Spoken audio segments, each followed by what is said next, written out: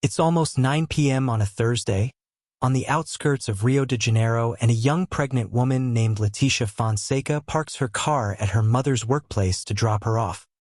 As they are about to say their goodbyes, two men on a motorcycle stopped next to them, and the next thing they notice is the hail of bullets coming from the passenger of the motorcycle, and these bullets are aimed at Leticia Fonseca, who was 8 months pregnant at the time.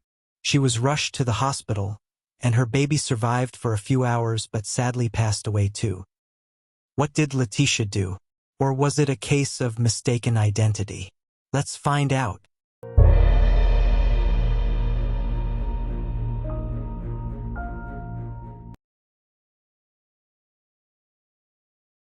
Hola, hello, and welcome to Blood and Samba, your weekly dive into Brazil's most shocking and mysterious true crime cases. So if this is something that gets you going, please consider liking and subscribing. Leticia Fonseca was a 31-year-old young woman whose life was cut short by a selfish and ruthless person. Raised on the outskirts of Rio de Janeiro, Leticia was a bright, joyful girl who loved animals, a passion sparked during her years living on a farm. She grew up in the city of Guapimirim, just on the outskirts of Rio de Janeiro. Leticia was just a happy girl, her mother says with tears in her eyes.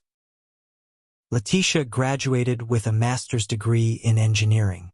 She was always very studious, and it was during her studies that she met Diogo Viola de Nadai.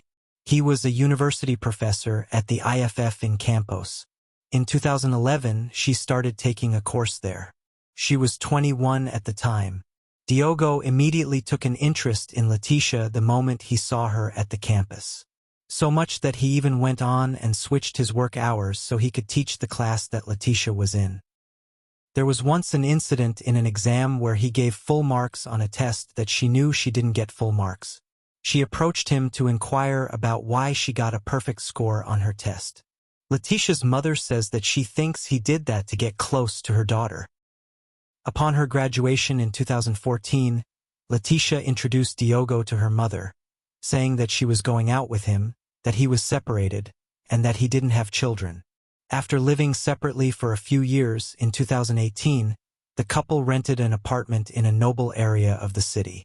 They lived together at this apartment until 2020, when Leticia decided that she didn't want to live with Diogo anymore. According to her mother, Diogo didn't want to introduce Leticia to his family. Diogo was a respected professor and has been married to another woman since 2010. Unbeknownst to many, he had been leading a double life. When Leticia became pregnant, she believed their relationship would finally move into the open.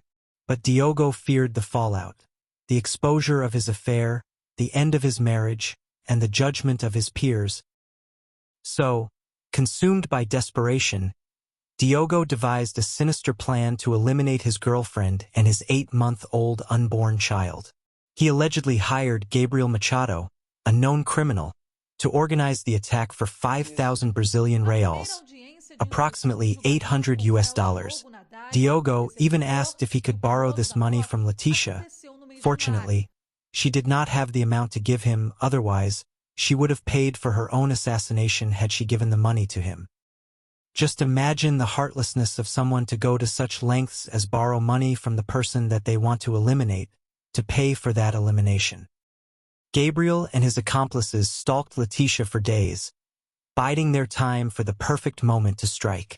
On that fateful night, Leticia went to drop her mother off like usual, not knowing it would be her and her unborn baby's last day. Leticia was shot 5 times. Her mother, out sheer bravery, ran after the assassins to try and do something to help her daughter, but was also shot in the leg. Leticia was rushed to the hospital where the doctors delivered a baby boy. The child was taken to another hospital but did not survive, passing away at 8 a.m. on Friday, according to information from the hospital. On the other hand, Diogo acted as the grieving husband and even went to the burial where he carried his 8-month-old baby's coffin. The police immediately linked the case to Diogo, Leticia's boyfriend, due to the nature of the murder.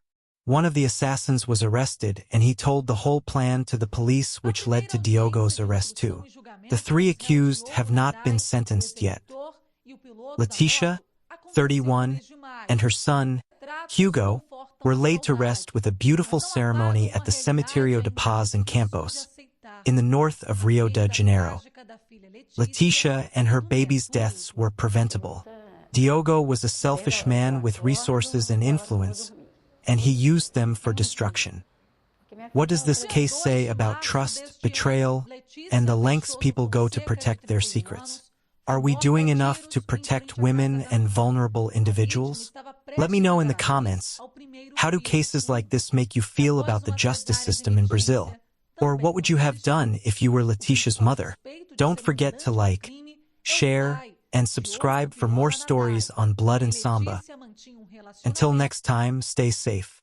Ciao.